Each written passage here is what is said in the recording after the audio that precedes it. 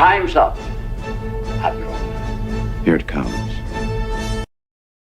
Chevron 1, encoded. For my ally is the Force, and the powerful ally it is. Life creates it, makes it grow. You failed, Your Highness. I am a Jedi, like my father before me.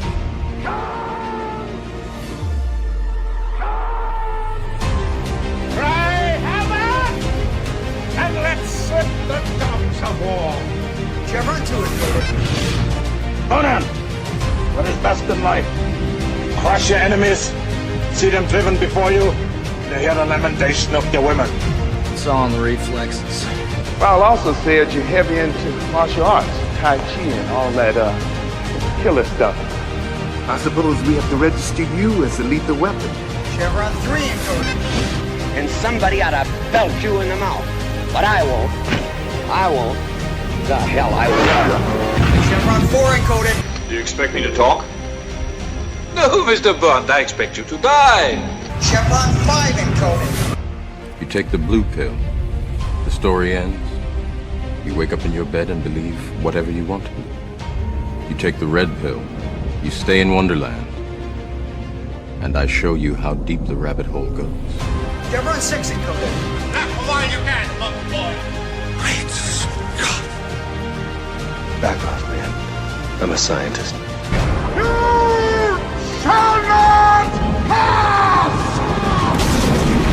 I thought I'd die fighting side by side with Alf. What about side by side with a friend? A day may come when the courage of men fails, when we forsake our friends and break all bonds of fellowship. But it is not this day.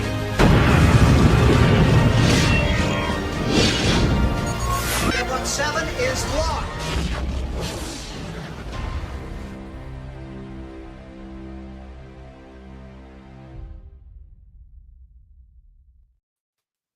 Okay, so I got my new headset here, which arrived really quickly. I'm really surprised it arrived this quickly. And the audio quality is so much better than the last one. So I'm trying to adjust how loud everything is because, like, wow, that's actually really loud. My poor little ears are sensitive. So there we go. Hi, everybody. Welcome to Saturday Night Drive-In, where I strive to uniquely start every episode. We do. Hi, Jed. Yeah. Hi, I feel like we need to clip out that part where you said my little ears are sensitive. It was very sweet.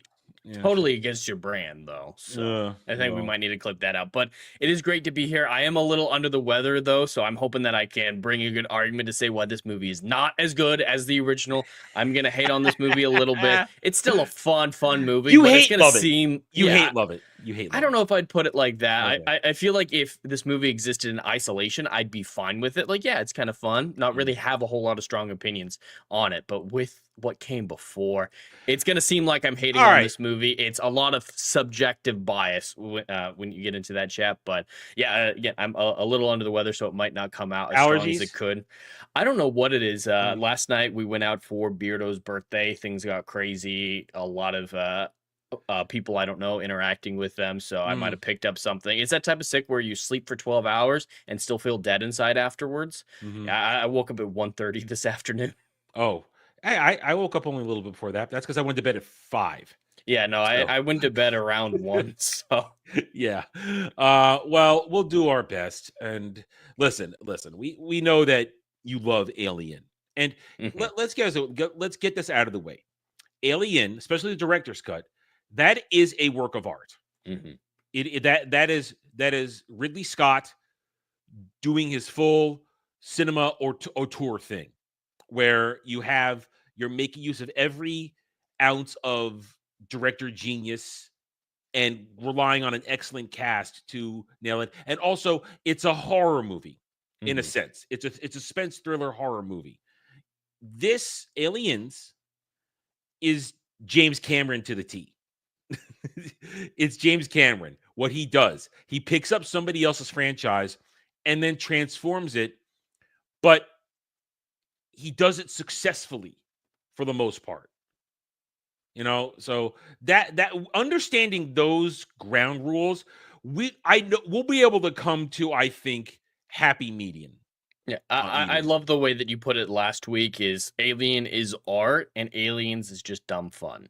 Yeah. And I can 100% accept that. I get why people like Aliens more than Alien. It is the I more do. fun movie. I like it. It's the Aliens more more. action-packed movie. But when people genuinely say Aliens is the better movie, like objectively, I just can't understand that argument. I'm not saying that you do. I just have met people who genuinely think Alien is a bad movie and Aliens is like a 10 out of 10. That's just insane talk to me. But yeah, this one, there's a lot more action. It's faster paced. There's quippy dialogue. It's a little bit more funny. It's not horror heavy, which not everyone likes. So I get it. I just don't feel that way. Here's the thing. James Cameron gave proper callbacks to the origins with the first movie. There's plenty of horror suspense moments. And especially if you watch the theatrical cut versus the director's cut, which I had never seen the director's cut. This was the first time I've ever seen the director's cut. In my lifetime, I've only ever seen the theatrical cut. And I will say the theatrical cut is better than the director's cut.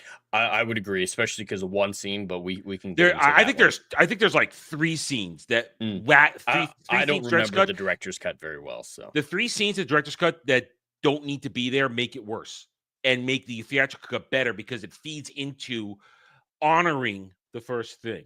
But hail and howdy to everybody in the chats. We are happy to have you here with us on this Saturday evening. We hope you've had a good Saturday, and we hope you'll have a lot of fun. You can hit that like button to show support. It's a good way to do it. It's all we really ask. Enjoy yourselves in the chat. Hit the like button, and let's get going. Okay, so this is 1986. It's been what? 8 years? 7 years. 7 years. 7 years since Alien. And I think it's a brilliant.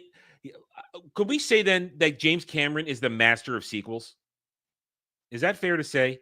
Look at Terminator, look at Alien. Yeah, all his best movies are sequels, whether or not it's his own original product. I from what I've heard, even Avatar 2 is better than Avatar 1. I couldn't bring myself to watch Avatar 2 after how much I hated the first one. But from what I hear, it is the better movie. So it seems like he's better when he's coming into an established world where a lot of the world building has already been taken care of. Yes. And you say that Hyperfilms Z. And at the very end, when we get to the end of this, I'm going to crush your belief in that at the very end of the movie, because the setup alone of Alien 3 doesn't make sense based upon, even with the director's cut, how the movie ends. There's one glaring problem. One glaring problem. Jed probably knows what I'm thinking of when it comes from Aliens to Alien 3. One glaring problem. But we'll get to that at the very end. But thank you. You're allowed to like it. I'm just going to tell you why you're wrong. Listen, I got in a fight with somebody on Ball Busters last night over anime and how I say like, yeah, no, you could have your opinion, but you're wrong. So I'm still in a carrier move from that last night. Anyway, so here we are. I think it's brilliant the way James Cameron just added an S to the title. I think that's perfect marketing. Aliens. I just like it. It's something that can work once. I hate pretty much every subsequent use of it where a sequel is just like, yeah, just throw an S on it, or the bothers me a ton. Like the difference between Suicide Squad 2016 and The Suicide Squad 2021. That's just retarded. And they do that other times, like Predator versus The Predator from like 2012. Oh, The Predator. Just adding in thes and s's, I don't think works most of the time. But since this was really the first time it'd been done, this is the first time, and it highlights the difference between the first and the second movie, the multitude of aliens, I think it works in this one isolated incident. I don't know if I'd call it brilliant, but I would call it effective. I think it's great marketing. I just think it's great marketing because it's so simple. And James Cameron isn't known for simple. So the fact that he did something so simple like this showed me that, okay, yeah, it works. And remember, this isn't the 70s anymore. We're in the middle of the 80s. We've had Star Wars exists at this point. Star Trek is having a resurgence. Oh, and this movie is obsessed with Star Wars. Aliens has so many Star Wars references. I can't pick a single one out of Alien, but the musical score alone, every time there's a big action set piece in the third act, it's the same track from A New Hope when Luke's about to blow up the Death Star. The torpedoes go in and there's that sudden break. Dun, dun, dun, dun. That happens like 3 times in Aliens, the exact same musical motif. Okay, so what we are, though, now, this is a direct sequel to Alien. It's been 52 years 57 years. Something like that. Yeah, I always get that wrong. I always get it wrong. Because Ellen Ripley remained in stasis, and she literally, everybody missed her. They missed her floating through, and she gets picked up by a salvage crew, and she gets brought back to Earth. And I got to say, I know you love the analog style of the space technology of this. I do. I know you do. You'll love it. No, the analog style is great, and I am glad that Alien Earth and Romulus kept that alive. As much as I don't like the scripts, they kept that visual appeal, and I love that. But with the 57 years, I appreciate that because it really sells you on how large space is. Space is fucking huge. She could have passed right next to Earth, and it would reasonably her ship could have reasonably been missed if it passed through our own solar system. The distance between objects is enormous. So, like Carter, I believe is his name, the corporate dude said, you're incredibly lucky to be found at all, let alone after just 57 years. Because this is made to, as you love it so much for, it's trying to build off legitimate science in terms of its space travel. So we're not talking massive sensors. We're not talking the ability to scan the cosmos. You got to see it, and you got to ping it to find it. Otherwise, it's the big black, and it's out there, and you're going to be lucky if you run across it. So sheer luck, they run across Ripley and Jonesy still in the space pod. And it's nobody looking for her. I like it. It's just random scavengers. Yeah. And I do like the way the scavengers go, well, there goes our payday. It's like, okay. I like it that they're just regular, normal guys, that they're not going to try and screw her over. That jumped out at me for some reason.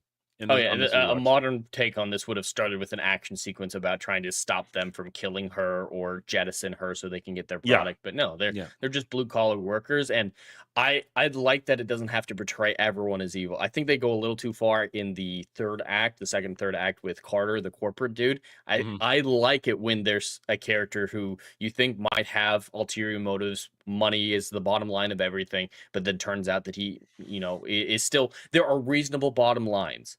Every single movie, when you have a corporate dude, they have this idea that, oh, if you're a corporate dude, you must not care about human life. No, there are logical reasons to keep workers alive. And I am disappointed that Aliens didn't carry through with that mentality with the scavengers to the corporate dude. I think they went too far at setting him up as a good character. I really like him in the first and partway through the second act until he suddenly, I'm evil. I sent a bunch of people to their deaths. I'm trying to kill a girl and Ellen, and hey, this is just crazy. And his performance falls apart in that scene too. Here's the problem.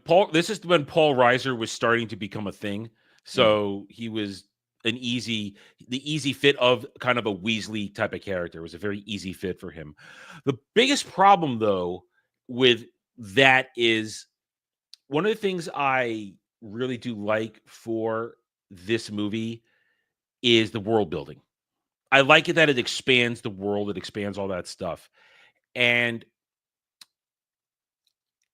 the problem is, I think James Cameron only came to a certain stop with the world building. He came to a point, and it didn't carry over until the third movie where they started to really make the corporate bad.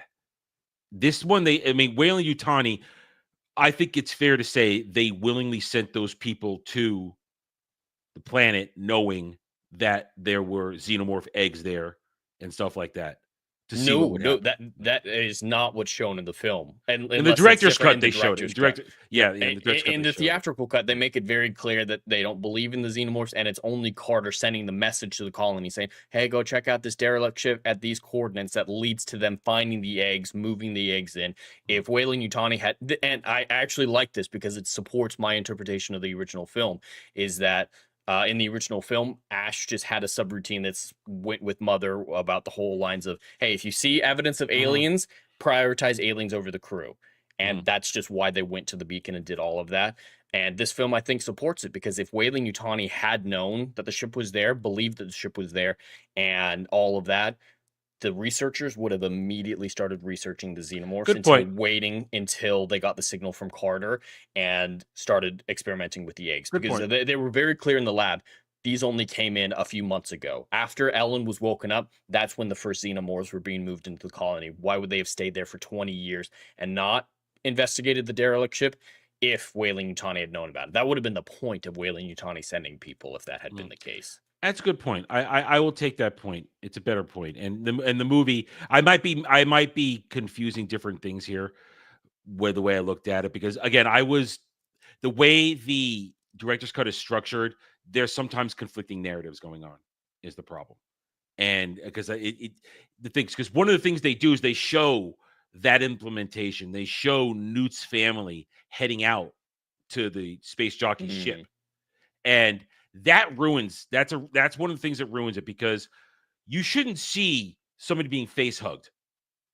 Because what happens is her and her brother stay in the rover, and then the parents come back and you see the father's been face hugged. So he's the first, attacked individual. And to me, that's a problem, because the way the theatrical cut works, once Ellen is picked up, once Ripley's picked up, you don't go back there until the Marines land. But in the director's cut, you're there already, and there's no suspense, there's no buildup. And it takes something away, because what works in the theatrical cut is once they're there, there's the slow buildup, which is what I say. James Cameron is honoring what came before a little bit. He's not throwing you into a horde of xenomorphs right away. He lends a little bit of the horror aspect, not as much as, of course, what Ridley Scott did, but he did enough so that he builds the suspense. Because at that point, when they first go into the fusion factory, whatever, core, where it was, and they're exploring, and Vasquez, I think it's Vasquez, is there, and then suddenly the xenomorph peels off the wall when they're all inspecting. That's proper buildup. You haven't seen shit at that point. But if you go by the director's cut, you've already seen facehugger.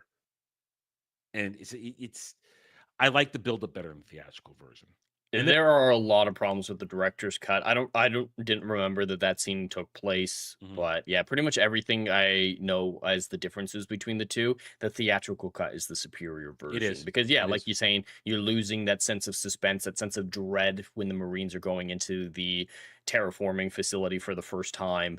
And there's the other scene that I really hate, which confirms that Ellen had a daughter back on Earth before she left on the Nostromo, who was 1 or 2 when she left. I hate that from the director's cut. I despise that. I think Cameron wanted to do it to try and show a better bond between Ripley and Newt, but it's like a waste of time. It's a waste of time because she barely reacts to it in the scene. She's like, yeah, I had a daughter. It makes her look like a terrible person, a terrible mother. And I always interpret it as James wanted to show stakes or consequences of her being so far out of time. And but 57 years isn't long enough to just assume your daughter's dead. If you're going to mention a 2-year-old daughter in a 57-year time jump, you have to include a storyline of her trying to find her daughter. But it's they just skip a over throwaway that line to be like, yeah, she likes little girls, and she's sad that she's out of time. And there's It's a second so scene pointless. in the director's cut where she's trying to have Newt go to sleep, and it's a whole talking about I once had a daughter and this and that. It's just leaning into it too much, and the director's cut is about 15, 17 to 20 minutes longer than the theatrical cut. And that scene is a major chunk of it. So that's like a major thing they try to shtup in there. And it takes it away. Because Ripley's story, as I see it when I watch Aliens, it's supposed to be her overcoming the trauma of what happened on the Nostromo. It's her overcoming the trauma. And step by step in this movie is her getting more and more strength to face this nightmare. And it's even an even worse nightmare. Before it was just the one xenomorph, but now it's a whole horde of bugs. Well, And bugs are different than xenomorphs. Here's the thing. I know that, but that's me with the comic books, because in the comic books they call them bugs too. So that's a holdover. That's just the thing that I got from reading the comics. So I know bugs are different, but they called them bugs once in the comics when I in a series I was reading once. So that's a thing when I do. So it's a habit. No. If that's canon that I wasn't aware of, no. Yeah. Oh, it's not. Well, comics aren't canon. That's the problem. So it's just a habit I have. I call xenomorph bugs sometimes because Colonial Marines, in particular thing I read, called them bugs when they were familiar with them at this point. At that point, they know they're a thing. It's like, oh, here come the bugs. So No, that's fair. Anyway, yeah. See, I have an explanation. I'm not just saying things because I know in the movie they talk about another bug hunt. So Yep, there's a separate alien race that they've had to deal with or something. Yeah. So I'm just making sure that you know where I'm coming from there. I'm not mixing my metaphors, so to speak. No, you're good. You're good. You explain it. Yeah. So the way it happens though, I lost my train of thought with that one. Okay, the Newt and the Ripley thing. Yeah. So the extra scenes with Newt and Ripley in the Regis cut, it's added stuff that doesn't matter because to me it takes away from Ripley's real story of finding her strength to face this nightmare that crippled her once upon a time. At least the beginning of the movie was crippling to her, having her wake up in the middle of the night. I mean, because they still did keep that original moment where she's redreaming of her re-waking up and suffering a chest burster incident. I hate that scene. I hate that scene so much because it's a trope in a lot of films. I don't know if it started with this one, but you take a real scene, you have needed exposition, and then you pull the rug out from the audience and saying, haha, it was a dream sequence the whole time. I see this type of scene as having your cake and eat it too, but it muddies the waters. After that scene, you're completely legitimate in feeling, hey, is that corporate guy actually real dude, or did she just dream about him? Is the information he gave her real, or did she just dream about it? Just you need to separate those scenes. I know your exposition can be boring and you want to spice it up and you want to have a cool dream sequence. That's fine. You need to split them though, otherwise you're sending mixed messages, and it's lazy writing in my opinion when movies do stuff like this. Fair point. Is any of it true? She could have gone to another scene, never mentioned that corporate dude again, and the audience would have been like, oh yeah, it was just a dream, and a completely different date, like 57 years, 80 years, or anything like that could have been thrown out. That information became unsupported, untrustworthy the moment she had the dream. It was revealed to be a dream sequence, and I think that's damaging to exposition. Fair point. I understand what you're saying. I still think though it's good as a setup for her trauma. And I think the chest burster scene is great. They just need to separate the scenes, is what I'm saying. Okay. So I think it is good. And I wish they would have gone more into her psychological trauma, because they do a really good job about that at the beginning of the first act, going into her waking up, feeling the chest burster. All of that stuff was really great. I think they could have gone farther. Like, what if she has trauma from being in cryo for 57 years in and of itself? And so when they go on there, we don't know exactly how long their trip is, I believe, to the moon. I'm sure there's a problem. It clearly had to be some amount of time because of how all the colonists had enough time to get some face huggers and bring them to the lab before from the when she was overran discovered. over that. Yeah, I'm specifically talking about when Ellen is recruited and the Marines go to the moon. We know in the original Alien film that it's 10 months from the moon where the xenomorphs are to Earth when they're low on fuel. They're specifically like, hey, this is going to take longer. So we'll use that 10-month benchmark as if that were true, even though it's most likely going to be significantly less than that with advanced technology and fuel, full tanks. I think it would have been interesting for her to go, all right, we're going into cryo for 10 months. We got to get to this moon. I don't want to go back into cryo because I'd be scared if I'd ever wake up. So having her staying awake on the ship and researching, figuring out about this colony, and it can just be a few throwaway moments. Like, it's not going to take a whole lot of screen time, but it builds that she's afraid of cryo and make her getting into cryo at the end of the film a big deal. Like, all right, Newt, this is how we have to do this, and showing her overcoming that psychological elements. But yeah, it feels to me like they nearly forget about it. Once they get to the moon, her psychological storyline is mentioned a few times in a few subtle ways, but it's virtually forgotten. Well, it's James Cameron. I mean, he'll set things up. He will give it surface level attention, and he's going to move on to the next thing because, like we said at the beginning, this is an action movie. It starts as a suspense. If you watch the theatrical cut, it starts suspense, slowly builds, but then it devolves into an action movie, which I'm fine with. I'm completely fine with, because I'm not looking for art at this point. I'm looking for a fight, because we've got Marines. We've got a colorful bunch of Marines, only 4 of whom are really necessary to the story. The rest are just lunch meat for the xenomorphs. But they're red shirts. Yeah, essentially.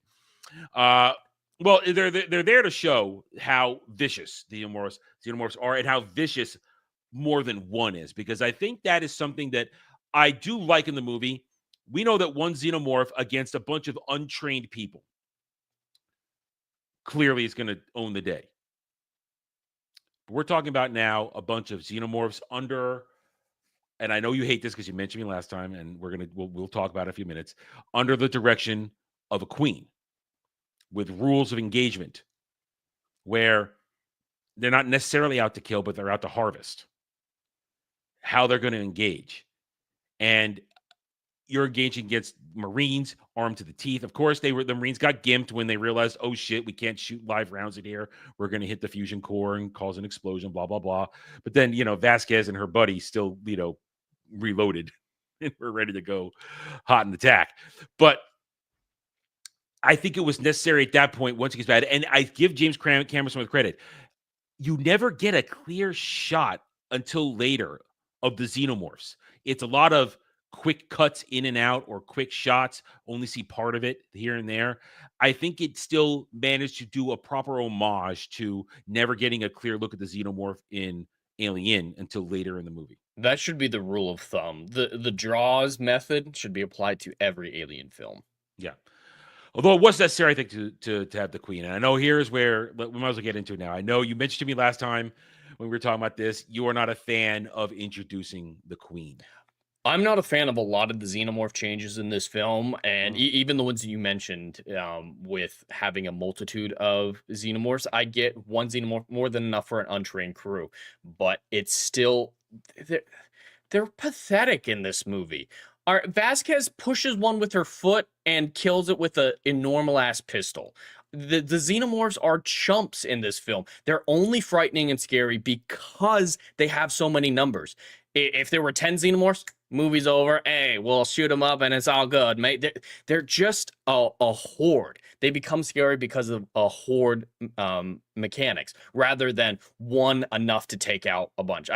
Even if it was just like 3 that was able to stand their own against the Marines, that would be better. But no, when you see them die, they die like chumps, and their skills are inconsistent. Like at the beginning of the entry into the terraforming facility, you see the blood stains and the acid through the multiple decks. Looks like 4 decks have been burned through with the acid, which is, fits with the first movie. And you're like, all right, we're keeping the acid. And then Bill Paxton gets a whole bunch on his arm, and it just kind of burns him a little bit. Oh, you might go wipe it up. No, that's taking your fucking arm off. Just everything. It feels like they're neutered. As the film progresses, they get more and more neutered. So the Queen became necessary at that point to show a new antagonistic force. He diluted the threat of the xenomorphs to such a degree that he needed to make one big one to make the final fight action-packed. And it wouldn't be if it was just normal xenomorphs. So I feel like the Queen is a response to dumbing down the xenomorphs. And I despise that. The xenomorphs are supposed to be frightening and formidable, even against Marines. But couple shots, they're done. Oh, a normal ass pistol? Yeah, they're done. She's able to hold it down with her foot. Well, it was a crowd. It was a tight space. It was a tight space. It has a spiky tail. It has the sickle tail. I don't think the sickle tail had enough room to get her. It has arms. It has claws. It has so many things. It just lays there and lets her do it. It doesn't even try to resist. It's not even like thrashing. It's just like, oh, it's my time to die. I don't think so. I think they're pathetic. They start out good with the first wiping out of a lot of the colonials, but the Marines. But as the film progresses, they become less and less of a threat and more easily taken care of.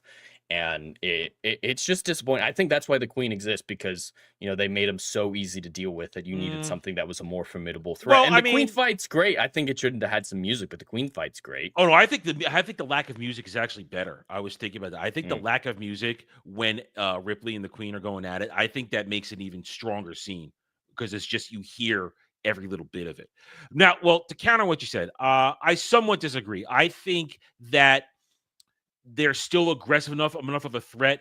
I think that it's an appropriate balance between the artillery that's brought to bear them. They describe in great detail the strength of the rounds and the guns and this and that. These are, not talking about Vasquez's last minute thing. I'm talking about full on automatic rifles with the types of rounds in it.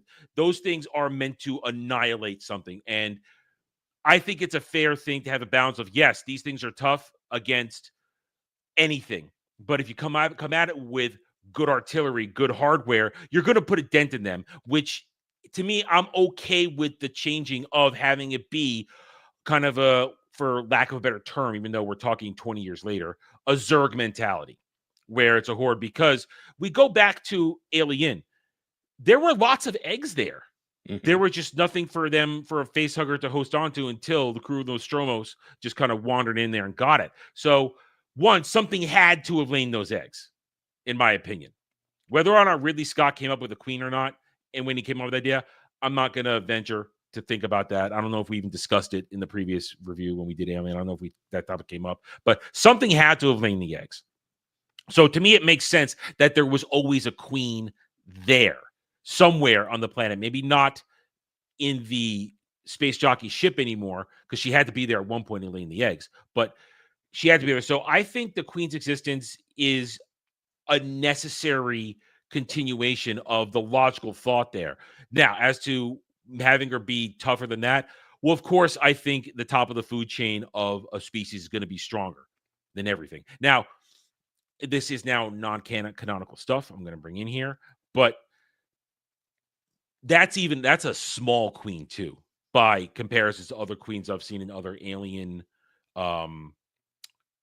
content, let's just say, or comics, stuff like that. There are much larger queens out there. She's actually a relatively small queen by comparison, but that's non-canonical stuff, so I can't really say this or that. But she's still a massive threat. Go ahead. To talk about that, I do agree that something needed to lay those eggs. There's a lot of explanations that could go into it. We didn't know that the xenomorphs that we've seen thus far were drones until this film, so there could have been males and females of the xenomorph species, or just occasional females. So it's a bunch of queens, but they're about the same size as drones. There's a lot of great explanations. Queens, just like one big queen for one whole colony, feels cliche to me, honestly. It's this thing where in sci-fi, when there's aliens, it feels like half the time they're based on insects. And there's the thing. There's the thing, though.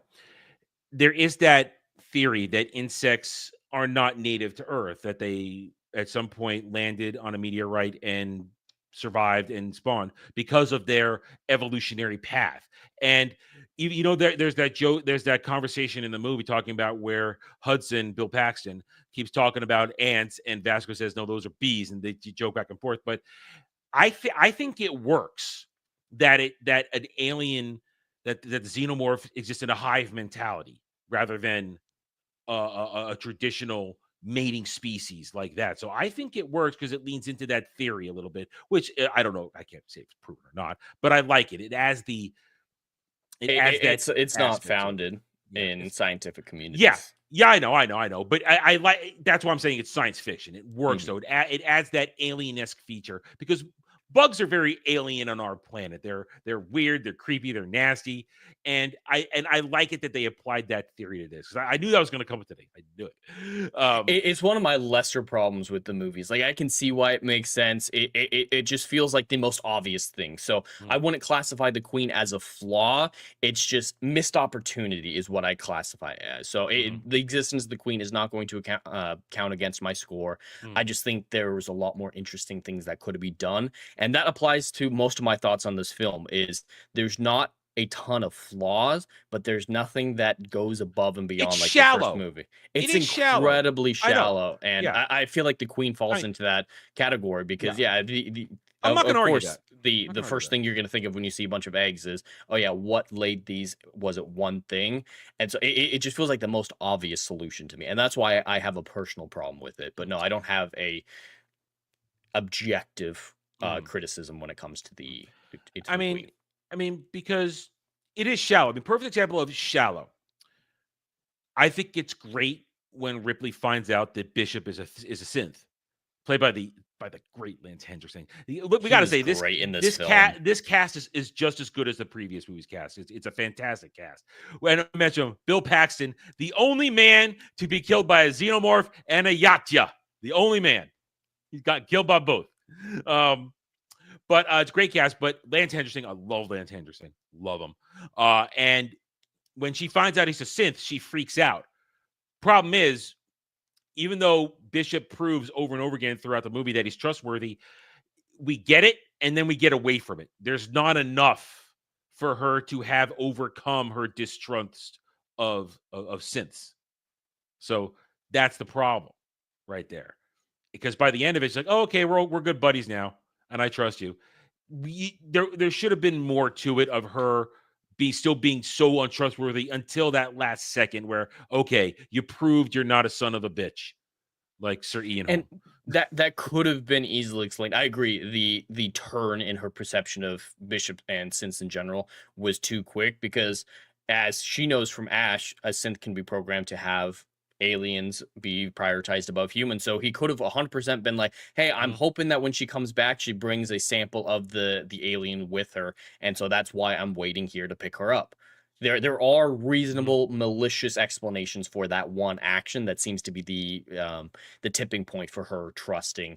And even with him, crawling through the ducts to remote pilot the ship, he needed a method of transportation to get the specimens off world. Now, obviously, Bishop is not a villain. He's obviously a good person, but the reasonable doubt still exists. And I agree that the staying with the shuttle, staying nearby to pick her and Newt up at the end isn't enough to immediately be like, hey, we're pals now. I'm going to be sad when you get stabbed. She trusts him to go and set up the receiver to bring down the ship. I do have a problem with that. Why the hell is there not a crew aboard that ship? I know it can be automated for while you're in cryo, ships can be automated with Mother. Absolutely. But you still need a crew in case something goes wrong. Like with the crew of the Nostromo, they still needed technicians to repair them with Parker and Brett. I guess they thought having the pilot on the ship with her co-pilot was enough, but they got aced when a xenomorph got in the ship. Well, they stayed down on the planet. Yeah, they should have gone back up somewhere else. Yeah, they should have gone back up, and there should have been a legitimate crew, because Marines and one pilot is not enough to handle a ship of that size, because that's a massive fucking ship. Where's the rest of the crew? And with the exception of Gorman, who is useless, they are literally a bunch of meatheads. Mm-hmm. I mean, a Hicks, corporal is the Hicks has a brain. Person. Hicks has a brain, but he was at the beginning of his career there. He's probably still got promotions ahead of him because he clearly had a brain. But they're all meatheads. Well, and to be, I don't know exactly what the requirements are for ranking up in the Marines in the modern day, but a corporal is an E4. I was an E4 when I left the military at the age of 21. So you need something between what looks like a senior or chief master sergeant equivalent in the Air Force terms and a lieutenant to a corporal. There needs to be some non-commissioned officers more than a fucking corporal in there. Yeah. One senior non-commissioned officer, and I don't know if the corporal counts. In the Air Force, the E-Force didn't count. It's just, it's so scattered in effectiveness. There's not a lot of reasonable thought going into I feel like that's world. James Cameron just shooting from the hip. Yeah, it just like he wanted a cool thing, and he's like, oh yeah, wouldn't it be cool if they had to remote pilot the ship down? Yeah, let's do that. Well, why is there no one on the ship? Shut up. Yeah. There's just no one on the ship. It's so shallow. That's why I have problems with this movie. It's a setup for it's creating a problem in order to set it up. That's a problem. And real quick, because I see it, Dom H for 5 gifted memberships over on my channel. Thank you, Dom. Much appreciated. You're a patriot again, Dom. It's okay. You're a patriot again. I appreciate you. So congratulations if you got that membership. Remember, that gives you access to all my previous playthroughs of games in the membership section. We're talking dozens of hours of me learning to dodge better, because that's what it is, me learning to dodge better a lot. So thank you, everybody. Thank you, Dom. You're back, Dom. You're back to being a patriot. And I'm sure at some point tonight, I will strip you of that honor again. I'm sure it's going to happen later on. It's going to. It's going to. Anyway, thank you, Dom, for the 5 gifted memberships. Okay, so back to the movie. Okay, so, what was I saying? Okay, yeah. So, I think it's a creation of a problem, so you have a problem, and that it's James Cameron can be great, but he can also be real shitty. Let's be honest. I mean, I'm not a James Cameron defender too. I just He like stumbled into greatness with Terminator 2 because I feel like that is the legitimate success that is 100% attributable to him. That film is tight. The script is phenomenal. The character work is great. I feel like that's unequivocally his best movie. Which is after this. He made that several years later. Yeah. But a lot of the rest of his catalog that I've seen, I've not been impressed with on the degree of his reputation. Like, he's a fine enough director. I would consider him average director, not this top tier of cinema. He's about the technology is what he's about. The technology and pushing the envelope, which is, I will give him respect for that. Yeah. True Lies is good. I like True Lies. That's a good one. That's a good one. But that is also dumb fun. And it's also kind of spoofing spy genre in general, the way it goes around. Either way. But here we are. So that, I agree. That is a big problem. Where's a crew on this ship? This is a military ship with big ass guns that can, bombard a planet if necessary. And Marines aren't, assigned to a ship. Yeah. They're Navy, but not Navy. You know what I mean, they're in the Navy, but they're not Navy. So you know what I mean. I know how it works. I swear. You've seen NCIS. Yes, I have. I'm actually rewatching that right now. Actually, just remember to stop properly. Oh, I usually like Tony when Tony leaves. I'm getting ready for Tony and Ziva next month. I am so on the fence. I don't know if I can do it. I had a dream that I was watching it a few nights ago. Really? It was crazy. I had this whole dream where I'm watching. Know if it's good. You let me know, because I'll watch it when it's done. Is it being batch dropped, or is it being? No, it's weekly, and it's not a full season. Like it's like 6 or 8 episodes, something like that. Yeah, it's a mini. You let me know. Because I ironically but a few short days ago, earlier in the week, I had this whole dream where I was watching episodes of it. Crazy. I'm not liking Kate as much as I used to. Oh well, listen. Kate was great, but Ziva is GOAT. Absolutely. Ziva is GOAT because Ziva has a real arc, a real story. Goes from being the weapon to the investigator. And it's great. There's a great line. I think it's season 4, maybe 5. They're playing. We're going off tangent because I have to. I'm sorry. I can't let this thought go away. They're protecting some guy who's going to turn on her love. And at one point, Ziva's alone in an apartment with two guys with guys come both doors, and somebody says to Gibbs about her, "Does she have any weapons?" And Gibbs just goes, "She is the weapon." It's like, yes, yeah. She earns it, and unlike Kate, Kate's always like, "Oh yeah, well you think I'm not good because I'm a woman? You don't think I could do it because I'm a woman?" Ziva's just like does the badass thing, and people are like, "Wow, that's impressive." He's like, "Hey, I just did it." Yeah, it is what it is. Different training too. Different training. Anyway, back to Aliens. Damn tangents. I love them, but I hate them at the same time. Because I know so much. You could say something. It's, yes, I'm going to go off on this tangent because that's how it works. But going back to the point, yes, they're not Navy, so they're not trained to operate this vessel. Yeah. If something goes wrong, they can't fix it. If they need to change course, you have a pilot. There's a lot more that goes into it. They have a navigator. Navigation is incredibly important in space travel, even more so than it is on the open water. You need a actual crew. And that's a big ass ship. That's a big ass ship. It's massive. So I can totally buy that they don't have any communication equipment that can reach out of the atmosphere except for on the ship, and that gets blown up. The analog nature of the technology. Yeah. So when that other ship flies and crashes in, I mean, it's kind of cheesy that it crashes into the rover, but okay. When that goes down, they're like, all right, we don't have a way to contact the ship. Let's try to get to the communications, or have Bishop go to the communications tower and call down help. That I could 100% buy, but they wanted him to pilot it for some reason. And I think it sets it up for the end where it's just partial Bishop, Newt, and Ellen surviving. And Hicks survives. No, that's right. I was just thinking of Alien, and I don't remember. Alien 3. Hicks is out. He's just out for the count because Bishop basically doped him up for the pain because he took that acid right to the chest through his armor. I have seen The Abyss many times. I recently, a few months ago, rewatched the director's cut. Jed, have you seen The Abyss? I have not. That's a heavy movie, and that's a heavy movie. You think it would be up my alley? Maybe it gets a little environmentally towards the end, but then that's James Cameron. The director's cut is the way you have to watch the director's cut though, because it adds so much more to it. Also has Michael Biehn in it too.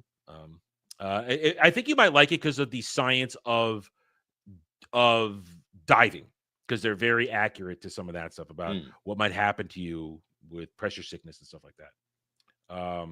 You're right, Lady Mutare. It is a different movie because it leans more into the psychological stuff and the aliens on that. But definitely. Oh, nice SWTOR. It looks like a SWTOR character. Nice on your avatar there.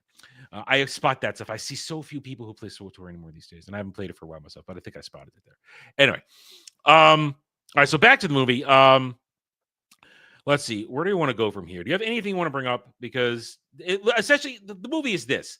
We don't even talk about why they're there. They're there to find out what happened to the colonists and to kill anything that's there. And Paul Reiser's character screws everybody over by setting up the whole situation and then trying to once again write his own check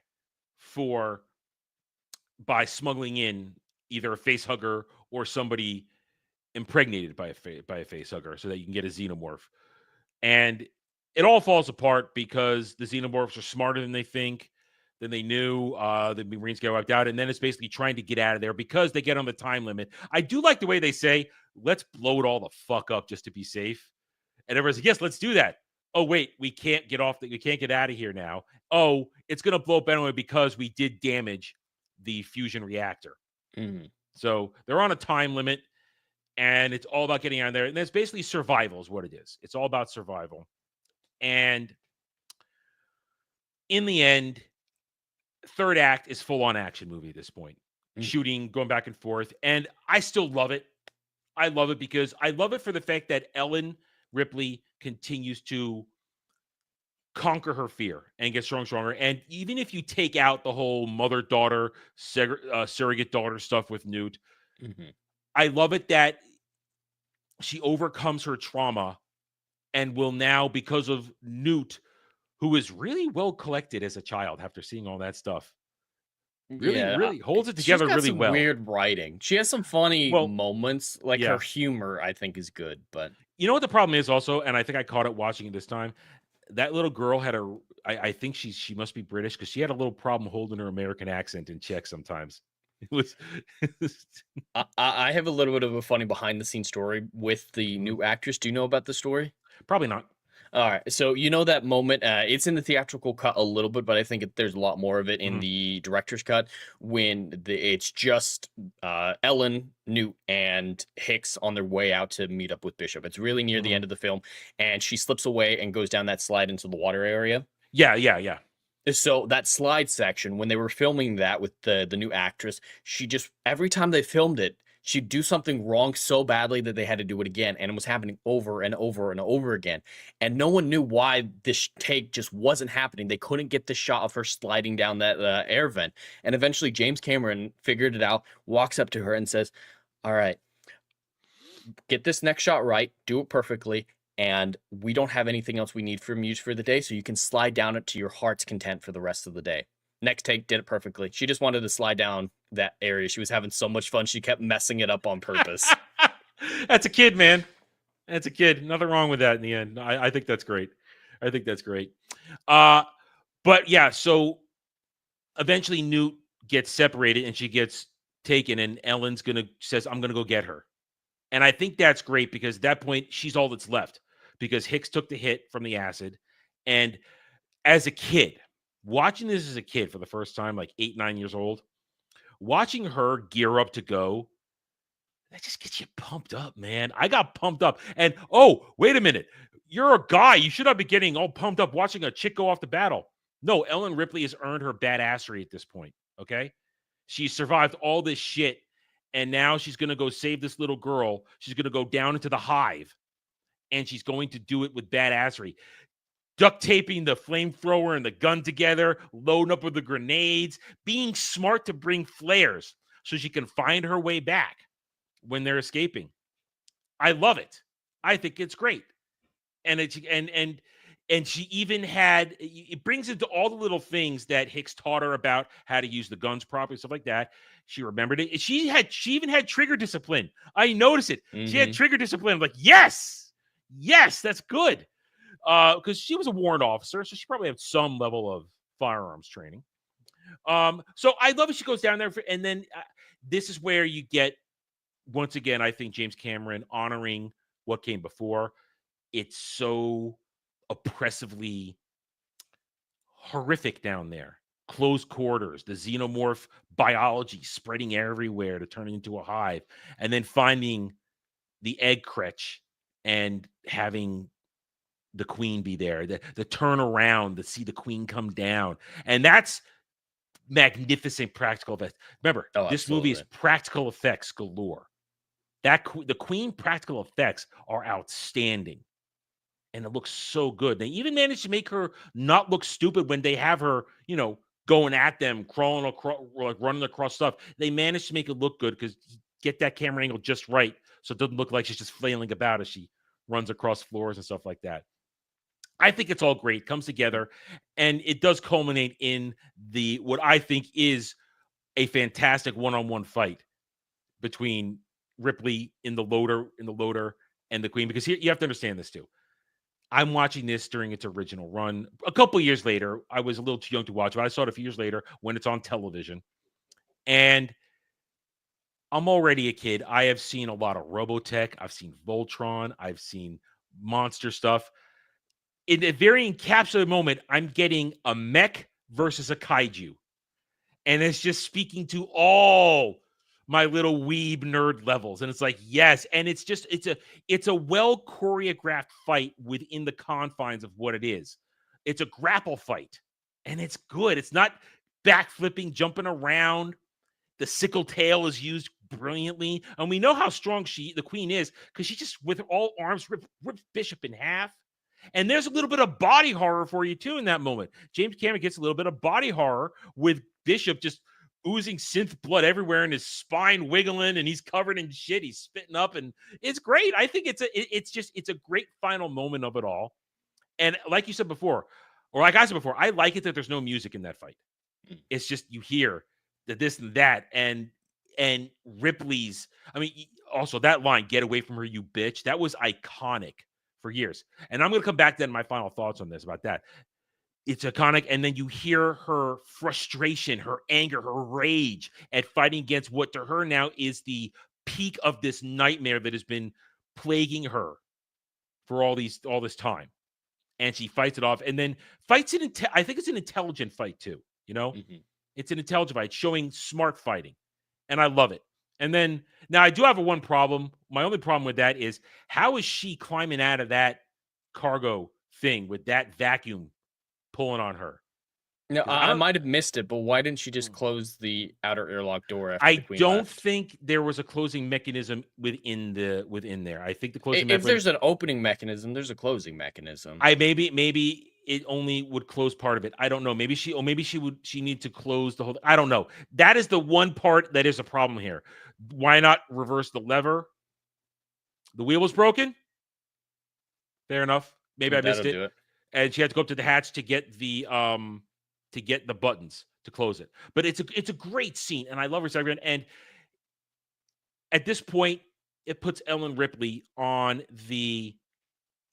that Mount Rushmore of, look, this is why we say Ellen Ripley, strong female character, because she earned it. I think the chat is talking about a different thing, because when the craft crashed into the platform on the planet, I don't think that's related to the airlock that we're talking about. I don't know. That wheel being broken might be about something else. Well, okay. Well, either way, it's just a thing.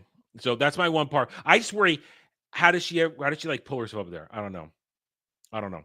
So anyway, now there also is a thing. I guess the queen, it could compact herself, because that was a tight fit in that landing gear well for the queen to get in there and hide.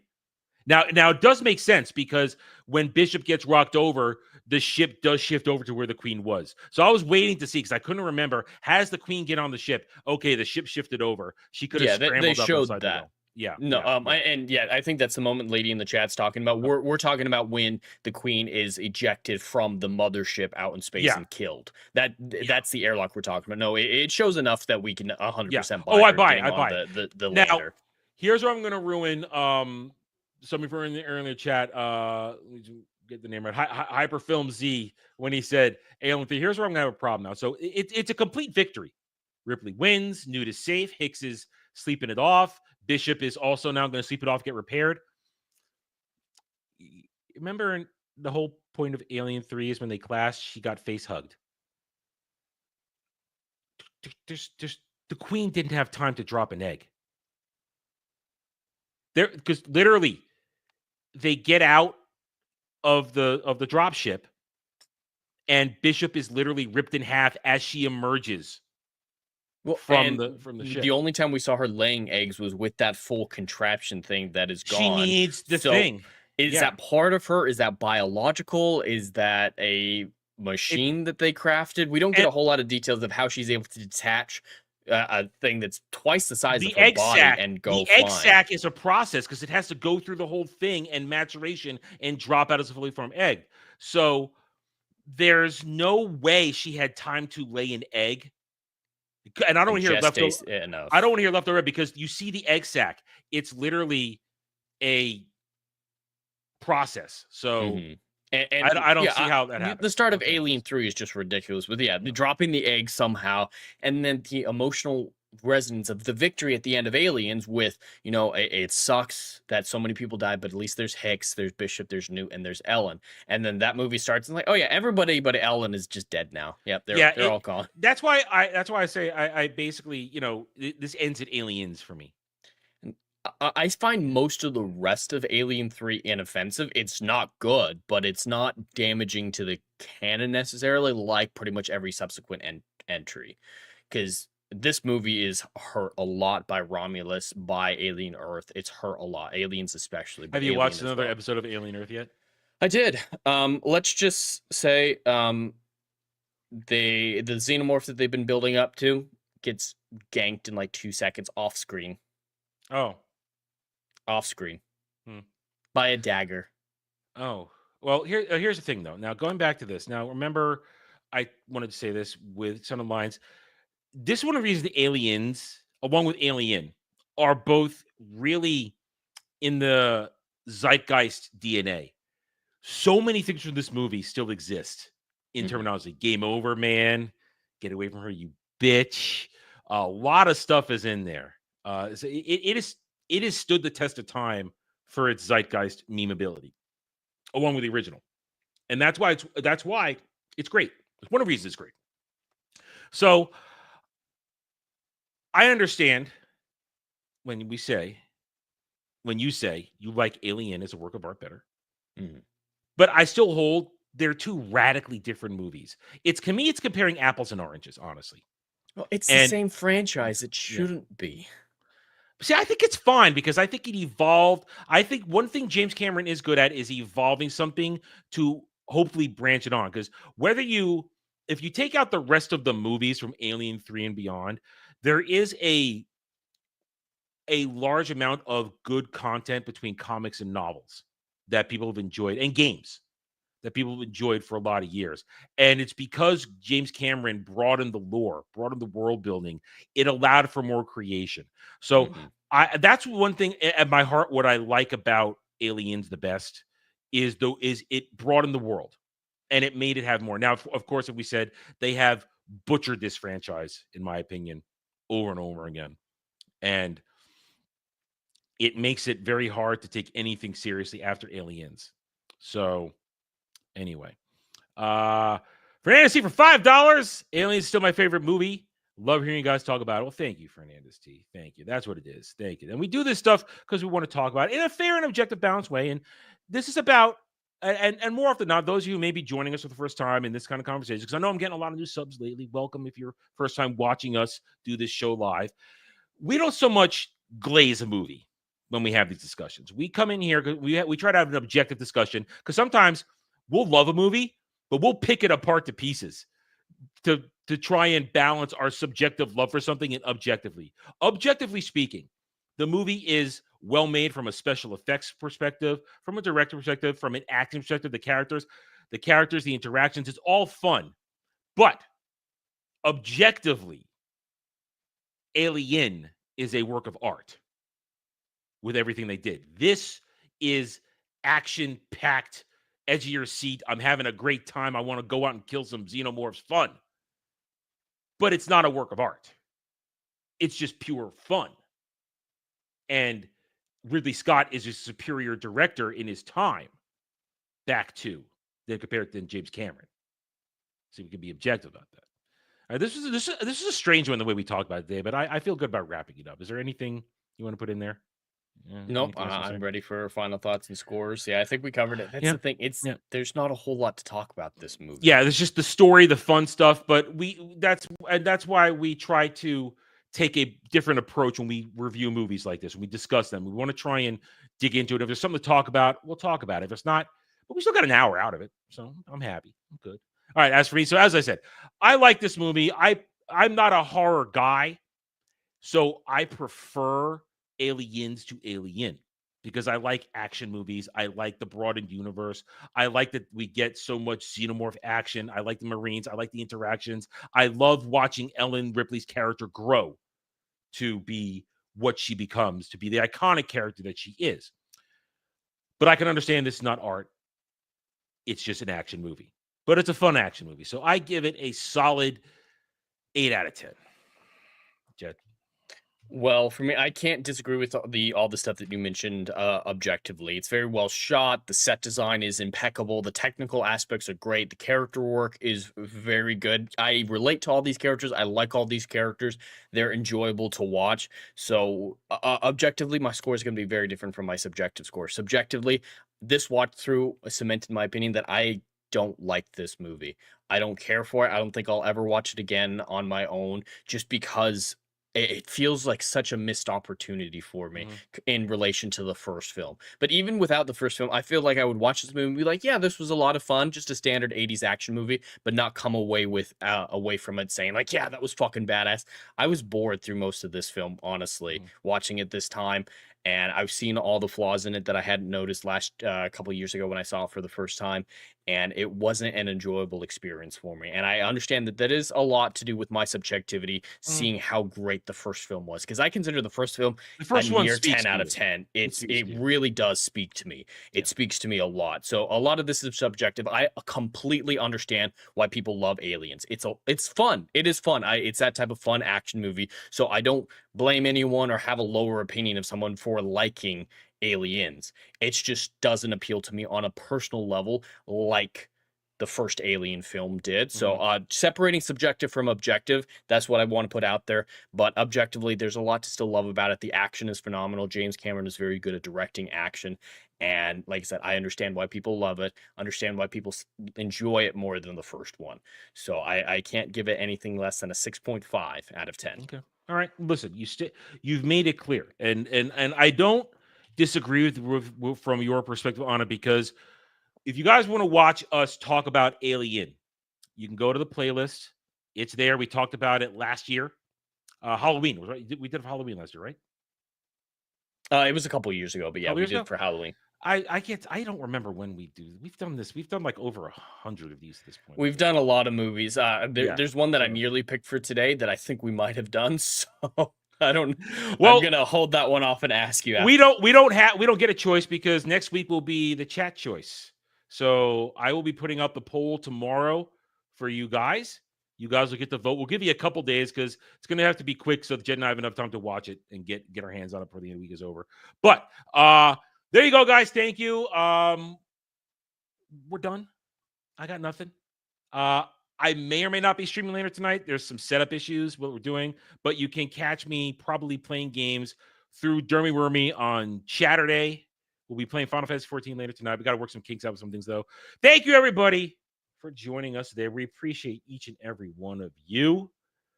Without your support, we don't get to do this. It's you guys that keeps the engine running. So thank you, guys. Take it easy. We'll catch you next time.